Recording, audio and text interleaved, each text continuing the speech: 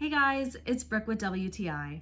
Where we live, it gets really cold in the winter, and our house isn't totally properly insulated yet. So my son's room gets a little bit chilly, and we have a heater, but it's not always enough. I wanted to find the perfect warm sleep sack that would keep him nice and toasty at night, but also would fit him for a while.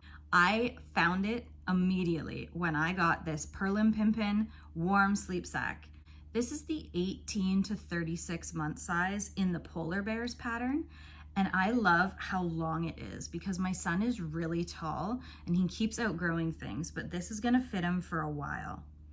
One of the best features about this is it's a reverse zipper, so it's not gonna get loose around their neck and their head's not gonna go into the sleep sack while they're sleeping. Another thing I love about this is how easy it is to wash. I just throw it in the wash with all his other stuff and tumble dry on low. It's super easy and it stays nice and fluffy. If you're looking for a warm sleep sack for your baby, look no further.